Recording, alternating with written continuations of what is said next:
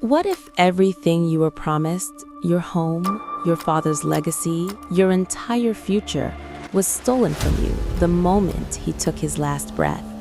Not by a stranger, by your own brother, by the man who smiled at your father's funeral while hiding the forged documents in his jacket pockets.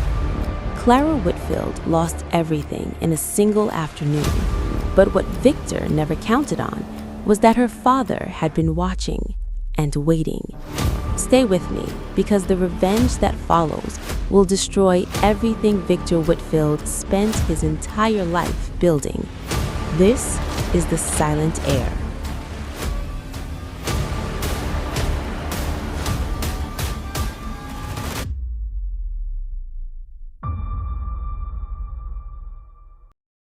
I remember exactly what the sky looked like that day.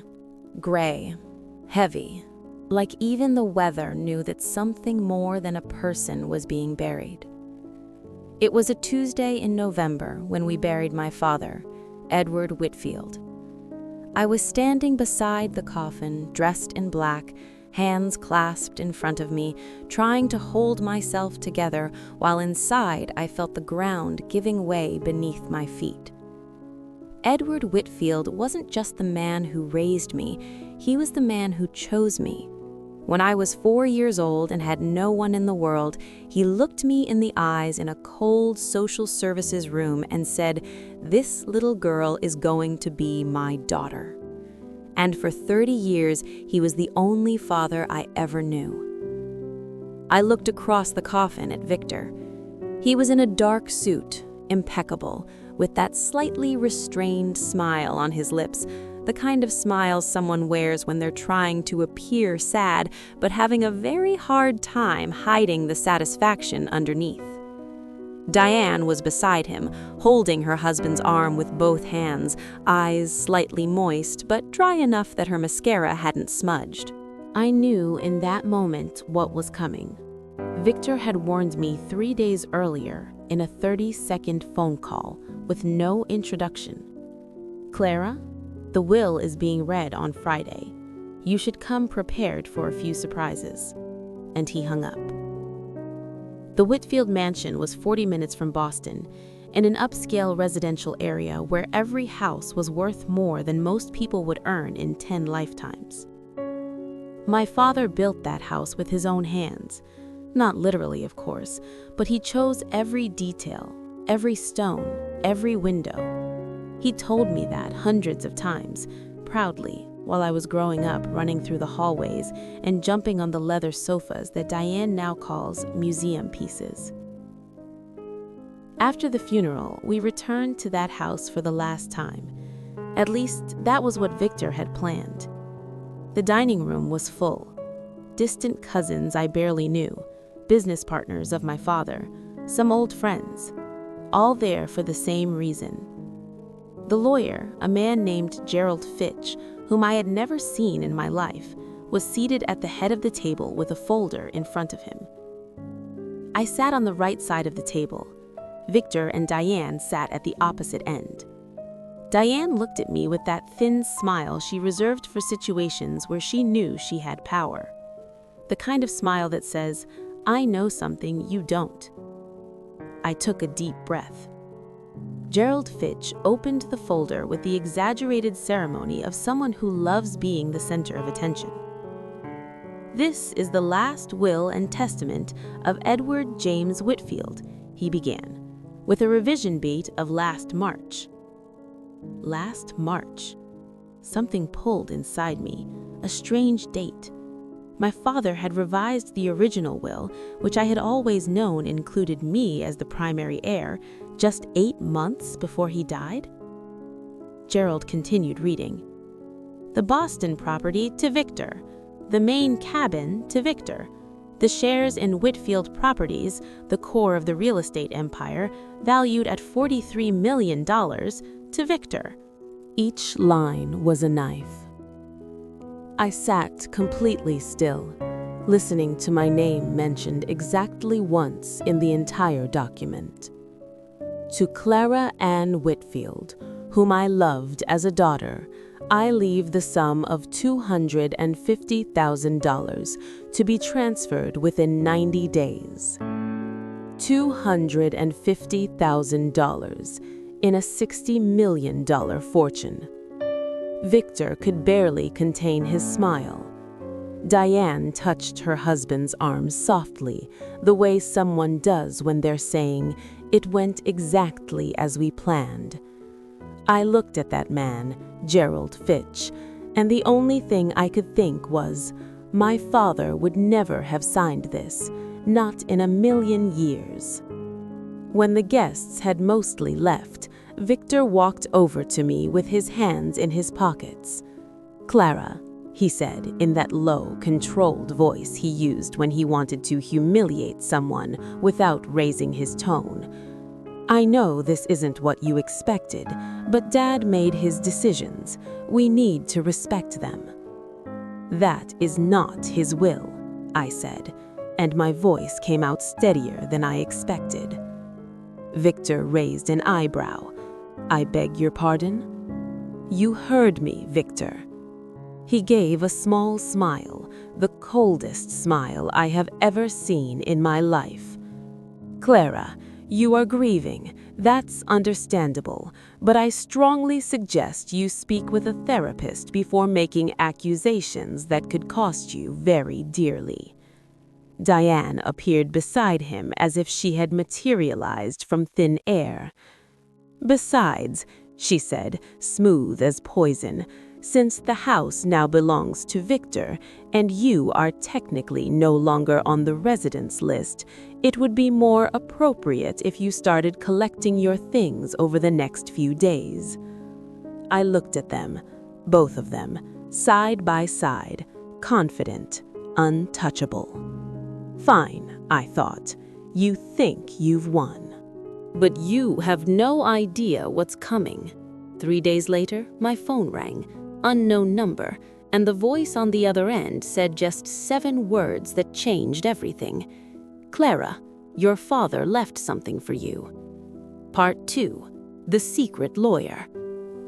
I was in a hotel room when the phone rang. Not the mansion, not my apartment, because technically I had an apartment in Cambridge, but my father always insisted I stay at the mansion whenever I visited Boston.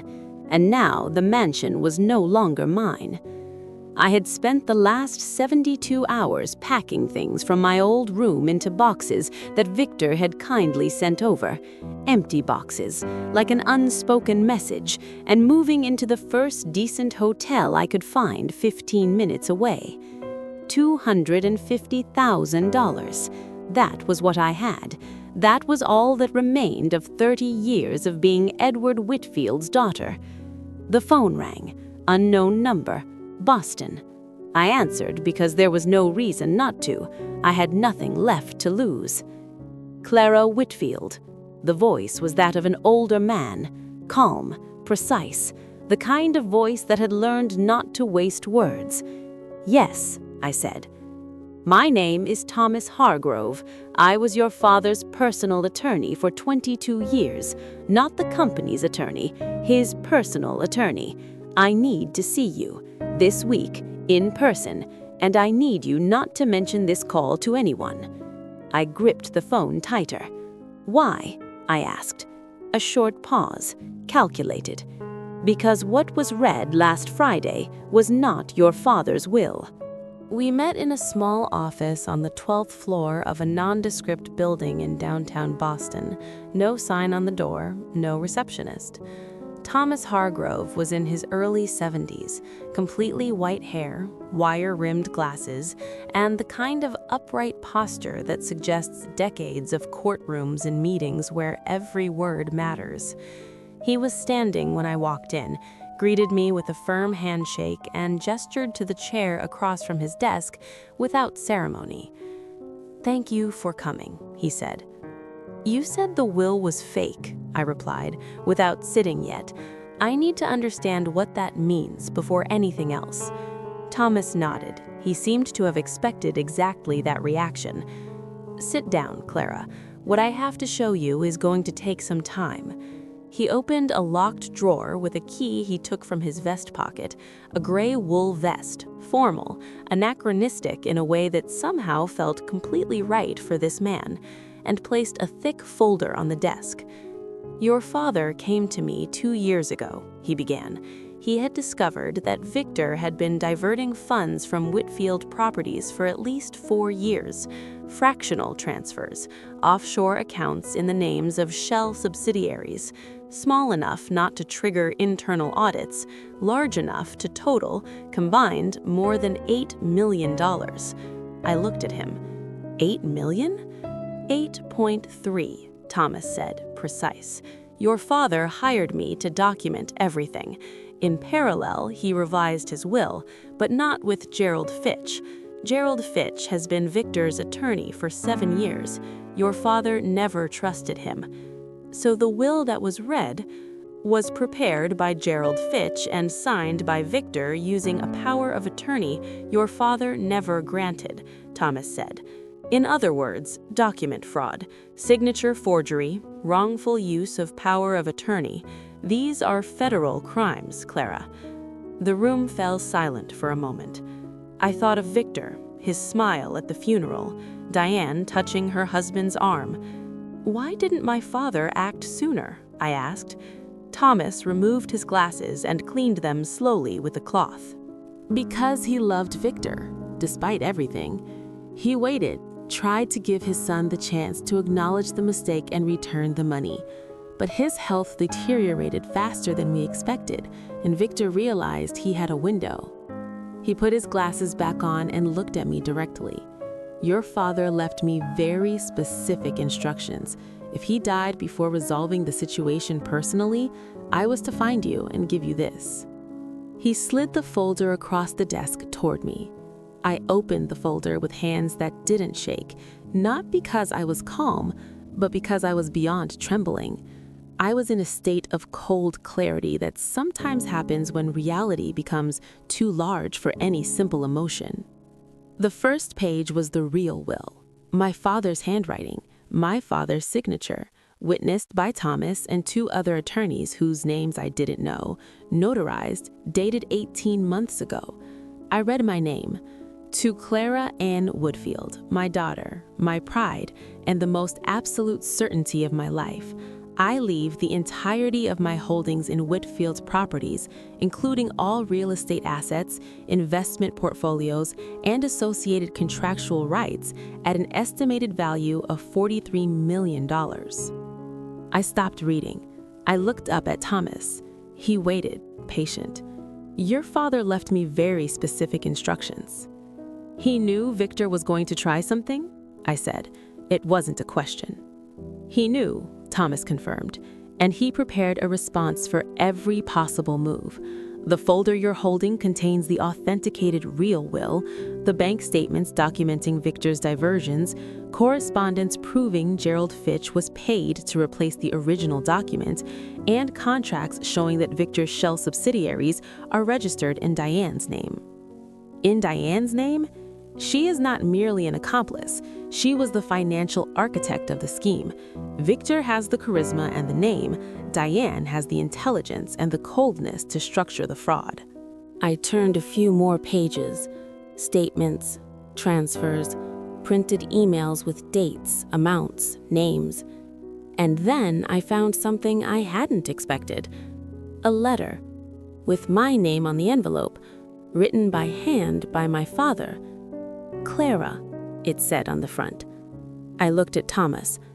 "He asked that you read it alone," Thomas said, standing. "I'll go get some coffee." And he left, closing the door behind him with a soft click. I opened the envelope slowly. My father's handwriting was large, regular, with the steadiness of someone who had learned penmanship in an era when it still mattered. "Clara, if you are reading this, then what I feared has happened, and I am sorry I wasn't able to spare you from it. You will want to ask me why I didn't act sooner. The honest answer is that I still believed Victor would change, that he would look at what he was building through dishonesty and feel enough shame to stop. I was wrong. and that mistake has a cost, and you are paying it now, and I carry that. But I need you to know one thing. I never, not for a single moment, chose Victor over you. What was read in that office is not my voice. It is not my will. It is not my love for you reduced to a number. What I built thinking of you. Every brick, every contract, every hard decision. I thought, this will be hers one day. And it will be. Thomas has everything you need. But, Clara, and this is important, I don't want you to do this out of anger. Anger is a fuel that burns the person who carries it, not the one who deserves it. Do this for justice, for what is right, and because you are my daughter, and my daughter does not leave an injustice unanswered. With all my love, Dad. I folded the letter, put it back in the envelope, took one deep breath, and when Thomas came back with 2 paper cups of coffee, I was ready. "What's the next step?" I asked. Thomas sat down, leaned his elbows on the desk, and for the first time since I had walked into that office, he smiled. "First, we need to understand exactly what Victor is planning now, because a man who has gone this far doesn't stop. He will try to liquidate the assets before any challenge is possible. How much time do we have? If he follows the pattern we've observed so far, 8 weeks, maybe 10. And what do we do in those 10 weeks?" Thomas opened another drawer. This time, what came out was a black notebook full of handwritten notes. "We build a case so solid that when we stand before a judge, Victor Whitfield will have nowhere to run, and we do it in a way he will never see coming, because the last thing Victor believes is that you have resources, allies, or a plan." He looked at me over his glasses. "The advantage of the invisible, Clara. It's the only advantage that matters." In the days that followed, while Victor quietly began liquidating the first of my father's assets, believing he was free, untouchable, that I was simply a problem he had solved, Thomas and I worked in silence. And then, in the 5th week, Victor did something I hadn't expected. He called me with a business proposal. Part 3. The Trap. Victor called on a Thursday morning. I was in Thomas's office reviewing for the 3rd time the bank statements from Diane's Shell subsidiaries when my phone vibrated on the desk. I turned the screen to see who it was. Victor Whitfield. Thomas looked up from his papers. I showed him the screen. He nodded once, slowly. "Answer it." "Clara," Victor said when I picked up. His voice was warm, that voice he used when he wanted something. Smooth, almost affectionate, like a predator who had learned to mimic the behavior of harmless creatures. "How are you? I've been thinking about you a lot." "I'm fine, Victor," I said. I kept my voice completely neutral. "What do you want?" A short pause. He hadn't expected the directness. Straight to the point. "I always liked that about you." A light laugh. "Look, I know things got tense, and I want to fix that. You have that small architecture firm you opened last year, right? Whitfield Design Studio?" "I do." "I'd like to make an acquisition proposal. Whitfield Properties is expanding into the premium residential design segment. It makes sense to bring your firm into the group. I think it would be good for you. Financial stability, structure, an honorable exit." An honorable exit. I closed my eyes for half a second. He was offering to buy my firm for pennies, absorb my work, eliminate my financial independence, and give me just enough to disappear from the story with some dignity. It was the final piece of his plan, to erase any trace of Clara Whitfield from the family legacy, cleanly and permanently. "What kind of proposal?" I asked, as if I were genuinely considering it. "In person. I'd prefer to do this in person. How about next week? We could use the Whitfield Properties conference room, bring in some investors who are interested in the segment, show that we're a family, that we're aligned." Investors. He wanted an audience for my final humiliation. I looked at Thomas. He was completely still, waiting. "All right," I said. "Thursday next week. What time?" 10 o'clock in the morning, Victor said, and I heard clearly his satisfaction in his voice. "Perfect. I'll send you the address." I hung up. Thomas looked at me. "He wants investors present," I said. "I know," Thomas replied, "and so will we." The weeks that followed were the most intense of my life. While Victor quietly liquidated the first assets of Whitfield Properties, selling 2 commercial properties in below-market transactions to buyers who, as Thomas discovered, were companies registered in the names of third parties but controlled by Diane, we worked every day, without exception. Thomas had a network of contacts I had never suspected. A former SEC auditor who analyzed the transfers and produced a 15-page report identifying clear patterns of asset laundering. A forensic document specialist from Harvard who compared the signature on the forged will with authenticated samples of my father's signature and produced an expert report confirming the forgery. A private investigator who spent 3 weeks tracing Diane's subsidiaries to accounts in the Cayman Islands. The Cayman Islands. Diane had built a financial structure that had taken 4 years to assemble. It was sophisticated. It was almost admirable, if it hadn't been criminal. She planned this before the marriage, Thomas told me one afternoon, with a frankness that left me breathless. The first financial movements date back 2 years before Victor and Diane got married. She found him, assessed him, and built the plan. Does Victor know that? Thomas considered. Victor knows Diane is intelligent and that she handles the financial side, but I'm not sure he fully understands the extent of what she built. He is greedy and self-centered. She is calculating and methodical. Those are different qualities. Are you saying he might be partially her victim? I'm saying that in court, that will be relevant, but for our immediate purposes, Thomas organized the document on the desk into 3 separate piles. It doesn't matter. Both participated, both benefited, and both will answer for it. I looked at the 3 piles. Document fraud, embezzlement, asset laundering. Thomas, I said, I don't just want the will back. I want them to lose everything they built with my father's money. He looked at me over his glasses. Then we need one more thing, he said. Thomas explained the strategy with the precision of someone who had spent 50 years thinking about how the law can be used not just as a shield, but as a sword. The plan was not simply to present the evidence in court. That would be effective but slow. Years of proceedings, appeals, delaying maneuvers.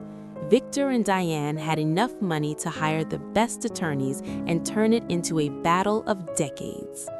Thomas's strategy was different. The investors Victor invited for Thursday, Thomas said. Do you know who they are? No. I do. He slid a sheet across the desk. They are 3 investment groups that hold minority stakes in Whitfield Properties. Together, they represent 22% of the company's shares. They are legitimate investors with reputations to protect who have absolutely no idea what Victor and Diane have done. And if they knew? If they knew that the assets they purchased were partially capitalized with money diverted from inside the company itself, and that the will legitimizing Victor's control is a forgery, Thomas paused. They would have a fiduciary obligation to act, and they would act immediately. Asset freeze, forced audit, notification to regulatory authorities. The company would enter administrative collapse within days. I understood. You want me to present the evidence at the meeting, in front of the investors? No, Thomas said, with a slight smile. I want Victor to present you as a desperate seller. I want him to give the whole speech. I want him to feel completely under control.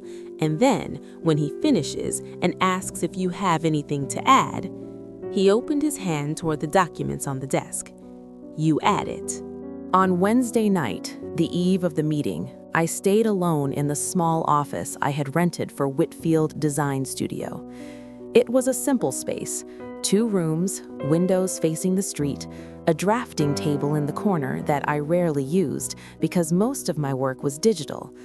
I had opened that firm 2 years earlier because my father encouraged me. You need to have something of your own, Clara, independent of my name. And at the time, I thought he was just being eccentric. Now I understood. He knew I would need a safe harbor, something that was mine, untouchable, that Victor could not claim. I organized the documents I would take the next morning one final time, 3 copies of each item, 1 for the investors, 1 for Thomas's files, 1 for the legal case that would be filed immediately after the meeting.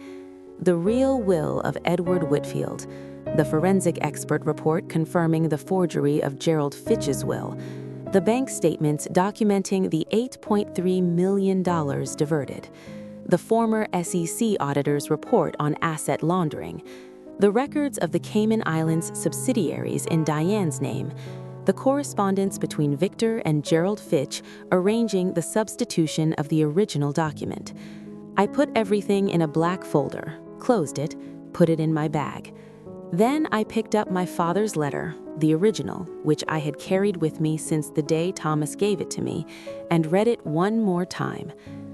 Do this for justice, for what is right, and because you are my daughter, and my daughter does not leave an injustice unanswered. I folded the letter carefully, took a deep breath. Tomorrow, I thought. Tomorrow, everything changes. The next morning, I dressed carefully, not in mourning, not in the black I had worn for the past months. I dressed in white, the color my father said I should wear when I wanted people to truly see me. I stepped into the elevator at Whitfield Properties at 9:58. The doors opened on the 10th floor, and Victor was waiting for me in the hallway with that smile, the smile of a man who thinks he has won. I smiled back. And for the first time in months, my smile was real. Part 4. The Day of Reckoning. The Whitfield Properties conference room was on the 10th floor of a glass building in Boston's financial district. I had known that room since childhood. My father brought me there once when I was 12, on a Saturday afternoon when the building was empty, and showed me the city from above through the panoramic window. One day you will sit here and make decisions that will change people's lives, he said. And when that happens, remember that good decisions come from character, not from title. I thought about that as I waited for the elevator. The doors opened. Victor was in the hallway, in a navy blue suit, with that open, calculated smile he reserved for situations where he needed to appear generous. "Clara," he said, opening his arms in a welcoming gesture that had the wrong texture, too wide, too affected. "So glad you came. You look wonderful." "Thank you, Victor." He guided me down the hallway with his hand lightly on my back, a gesture of control disguised as courtesy, to the conference room. The table was long, oval, dark oak. Around it sat 8 people. Diane at the far end, impeccable as always, a tablet in front of her. 3 representatives from the investment groups, middle-aged men in conservative suits, with the expression of people who assess everything and reveal little. 2 executives from Whitfield Properties whom I recognized from my father's events, an assistant taking notes in the corner, and Gerald Fitch, the attorney, discreetly positioned 2 seats to Diane's right. Gerald Fitch looked at me when I walked in, looked away immediately. He knows he did something wrong, I thought, but he doesn't know that I know. Victor stood at the head of the table and began to speak with the fluency of someone who had rehearsed every sentence. He spoke about the growth vision of Whitfield Properties, about the expansion into the premium residential market, about the need to integrate creative talent into the already established corporate structure. And then he spoke about me. Clara Whitfield is a talented architect who has been building, over the past 2 years, a small design studio with a respectable portfolio. Given the family transition we are going through, we recently lost our father, as some of you know, it makes sense to bring Clara into the group, give her stability, resources, and give Whitfield Properties the creative dimension that the premium market demands. He said all of this as if it were a favor, as if I were a potential employee being interviewed for a junior position inside the company that, by rights, was entirely mine. The investors were taking notes, nodding slightly. Diane watched with that thin, controlled smile. "Clara," Victor said, turning to me with a staged generosity, "would you like to say something about your work so our partners can get to know you better?" And there it was, the moment where I was supposed to talk about my small firm, my modest portfolio, and implicitly accept the narrative he had constructed, that I was a peripheral figure, grateful for the opportunity, without power and without options. I looked at him. Then I looked at the investors. "Actually," I said, "yes, I have a few things to share." I opened the black folder. "Before we discuss acquisitions," I said, my voice completely calm, "I need everyone here to see some documents." I stood up and placed a copy of the packet in front of each investor. 3 copies. Precise movement, unhurried. Victor frowned.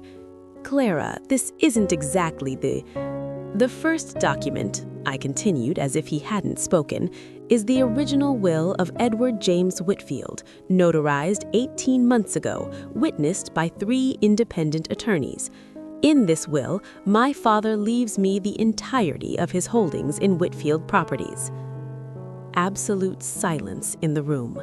One of the investors opened the packet, began to read. The second document is a forensic expert report produced by Dr. Margaret Ellison, a forensic document specialist at Harvard University, comparing the signature on the will presented at the probate reading, which you can see on page 3, with authenticated samples of Edward Whitfield's signature. The expert's conclusion is unequivocal. The signature on the presented will is a forgery. Gerald Fitch went white. Diane didn't move, but I saw her tighten the pen she was holding. The third document is a report produced by Richard Holt, former senior auditor at the SEC, documenting systematic transfers from Whitfield Properties funds to a set of subsidiaries registered in the names of third parties. The total amount diverted over the past 4 years is $8.3 million. One of the investors leaned toward the other and said something in a low voice. The fourth document, "Clara," Victor's voice was low, tense, completely different from the tone he had used 30 seconds earlier. "You need to stop this right now." I looked at him. "The fourth document," I continued, "is the incorporation records of the subsidiaries mentioned in the SEC report, all registered in the Cayman Islands, all in the name of Diane Whitfield." The sound Diane made was not a word. It was something smaller, a controlled exhale, almost imperceptible, the only moment her composure cracked. And the fifth document is the electronic correspondence between Victor Whitfield and Gerald Fitch, who is present in this room, arranging the substitution of the original will with the forged document dated 6 weeks before my father's death. Gerald Fitch stood up abruptly from his chair. "I need to—" "Mr. Fitch," said a voice from the back of the room. Everyone turned. Thomas Hargrove was standing in the doorway. I had instructed him to wait until exactly that moment. "I strongly recommend that you remain seated," Thomas said, walking into the room with measured steps. "The criminal case regarding your participation in this scheme was filed this morning at 9 o'clock at the Federal Court of Boston. You have the right to remain silent." Victor stood up. For a moment, he just looked at me, and for the first time in my entire life, I saw something on my brother's face I had never seen before. Fear. not the calculated discomfort of someone who lost the negotiation, not the irritation of someone thwarted. Real fear. The kind that appears when a person understands in a single second that everything they built is collapsing and there is nothing to hold on to. You can't prove, already have, I said simply, to the court, to the regulators, and now to your investors. The 3 investor representatives were on their feet, in urgent conversation among themselves and on their phones. The eldest one, gray-haired, turned to Victor with an expression that left no doubt. "Whitfield," he said, with the coldness of someone who has just calculated a loss, "our attorneys will be in touch today. Consider our stake frozen until further notice." And the 3 of them left. Gerald Fitch followed, without a word, his face completely drained of color. The Whitfield executives exchanged glances, undecided, and also withdrew. The room was left with 4 people: me, Thomas, Victor, Diane. Diane was the first to speak. "Victor," she said, with a calm that sent a chill through me, "I need to speak with my attorney." And she left, without looking at her husband, without hesitating, without a single gesture of solidarity or comfort. She simply left. Victor watched her go, and something in his face changed again. This time it wasn't fear. It was the slow, devastating understanding that the woman for whom he had risked everything had just walked out of the room without looking back. He stood there, in the middle of that conference room that had once been my father's. "Clara," he said. The voice was different, smaller. I can explain." "Not to me," I said, "to the court." I picked up my folder. I stood up. I walked to the door and stopped.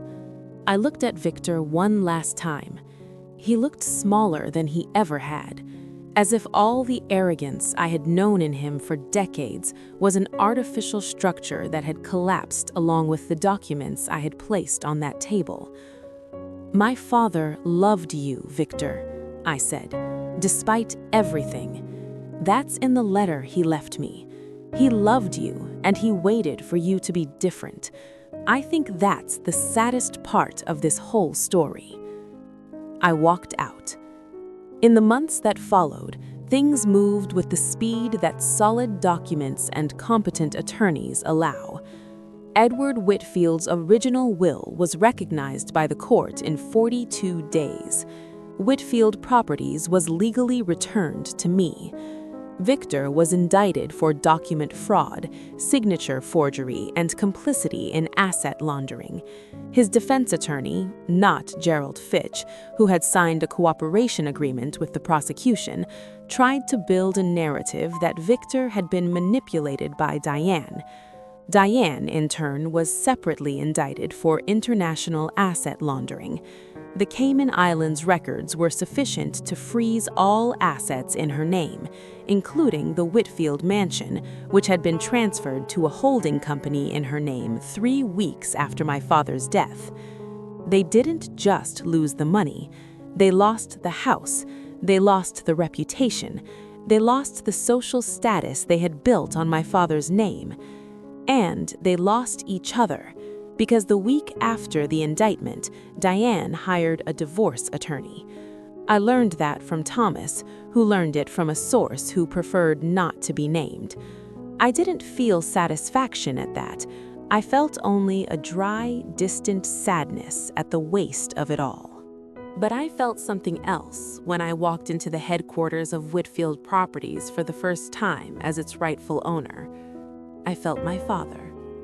Not in a supernatural way, I don't believe in those things, but in the way the memory of a person sometimes inhabits a place. The smell of his office, the view from the window he showed me when I was 12, the dark oak desk where he had signed contracts for decades. I sat in his chair. I looked out at the city below, and I thought about the words he had spoken on that Saturday afternoon when I was a child and the world felt simple and safe. Good decisions come from character, not from title. I tell this story not because I want you to admire what I did. I tell it because my father spent his entire life believing that a person's character is the only asset no one can ever steal. Victor and Diane stole documents, they stole money, they stole months of my life and tried to steal the legacy of a good man. But they could not steal what he had built inside me. They could not steal the patience that kept me calm when I wanted to scream, the clarity that made me listen to Thomas when he said that the advantage of the invisible is the only one that matters. The determination that made me sit in that hotel room with $250,000 and a packet of documents and begin the build the way back. My father chose me when I was 4 years old and had no one, and I chose to honor him the only way that mattered, by doing what was right, in the right way, all the way to the end. Whitfield Properties is growing. In the last 2 quarters, we closed the best contracts in the company's history, and every time I make a difficult decision, I think of that phrase. Good decisions come from character, not from title. Thank you, Dad.